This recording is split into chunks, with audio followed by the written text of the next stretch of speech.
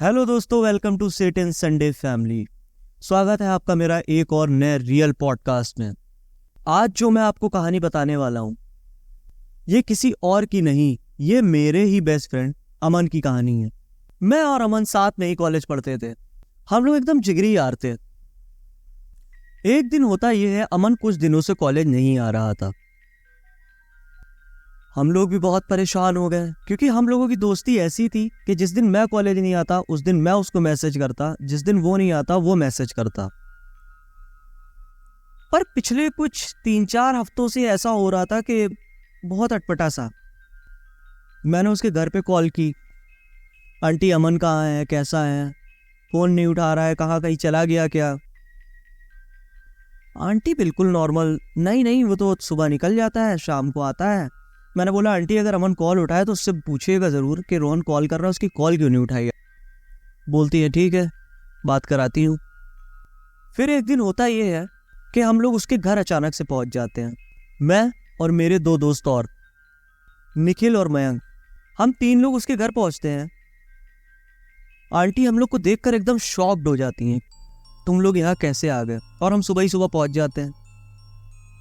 जैसे ही हम घर में इंटर करते हैं, आंटी चाय वाय लेकर आती हैं, चाय पिलाती हैं और फिर बोलती हैं बेटा वो अपने रूम में है। तो हम लोग बोलते हैं आंटी उसको बुलाइए ना। बोलती है नहीं बेटा, जाओ उसके रूम में ही जाके उससे मिल लो।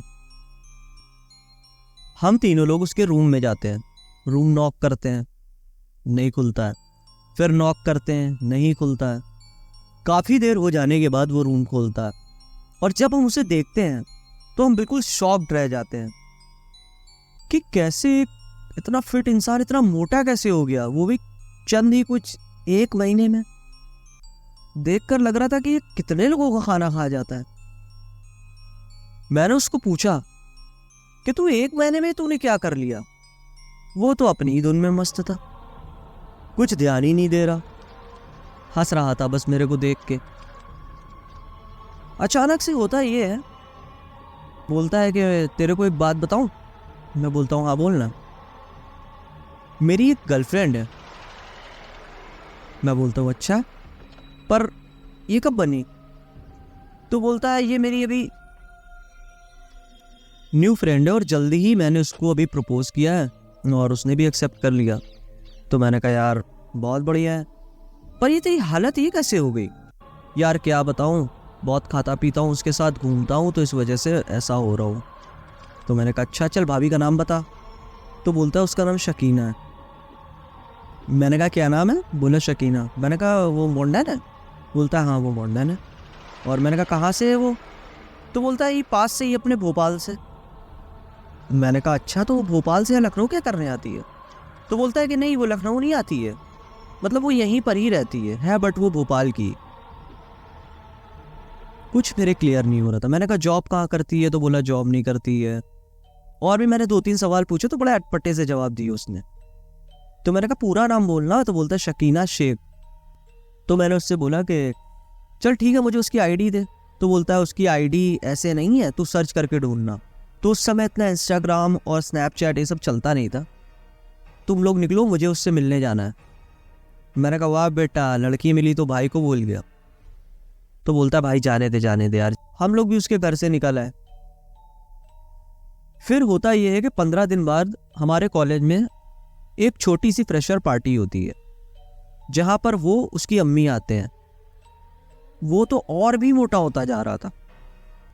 यार मेरे कुछ समझ में नहीं आ रहा कि बंदा कैसे इतना मोटा होता जा रहा है। फिर हम लोग मिले, साथ में उससे बात करी और भाभी कैसी है, ये वो, भाई बहुत मस्त चल रहा है अपना तो ये वो। मैंने कहा चल ग्रेट भाई, लगा रहे। उसकी अम्मी भी पूछ रही थी क्या बात कर रहे हो।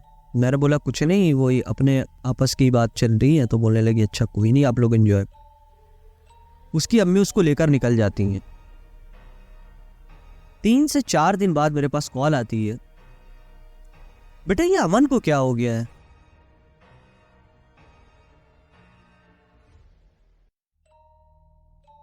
ये किसी लड़की के बारे में बोल रहा है। तो मैंने कहा आंटी मेरे को भी जो चीज़ इसने बताई है मेरे को कुछ समझ नहीं आ रही है। और जिस लड़की के बारे में ये बोल रहा है उस लड़की को मैंने फेसबुक पर भी ढूंढा है, हर जगह ढूंढा है, वो लड़की कहीं नहीं मिली मुझे। और ये शकीना शेख है कौन बेटा, आंटी बोलती हैं। तो मैंने कहा आंटी यार मेरे को भी कुछ नहीं पता चल रहा है। तो बोलती बेटा तुम कहीं पर भी हो जल्द से जल्द घर आ जाओ। हम 3 लोग इसके पास दोबारा से पहुंचते हैं।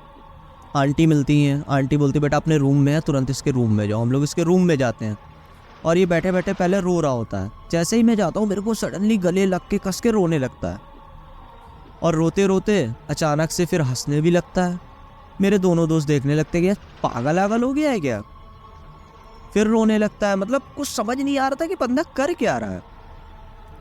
फिर मैंने इससे पूछा भाई तेरी प्रॉब्लम क्या है, क्यों परेशान कर रहा है घर वालों को, हुआ क्या है तेरे साथ, बोलना। तो बोलता है कि भाई अब मेरा इससे ना रिलेशन रखने का मन नहीं है, मेरे को बहुत ज़्यादा घुटन हो रही है, मेरे को बहुत ज़्यादा अजीब सा लग रहा है। लड़की की फ़ोटो तो दिखा, कुछ तो बता वो लड़की है कहाँ। बोलता है ये देख तेरे बगल में ही तो बैठी है।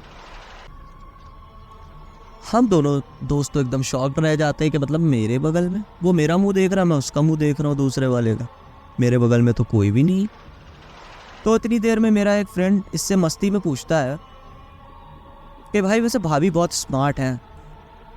तो वो उसको गुस्से में फूल का गुलदस्ता वो उठा के मार देता है और फिर हम लोग किसी तरह से वहाँ से करके निकलते हैं कि भाई बाय। और बोलता है कि आइंदा से अब मत आना, ये वो, गुस्सा आ जाता है, बहुत ज़्यादा पागल होने लगता है।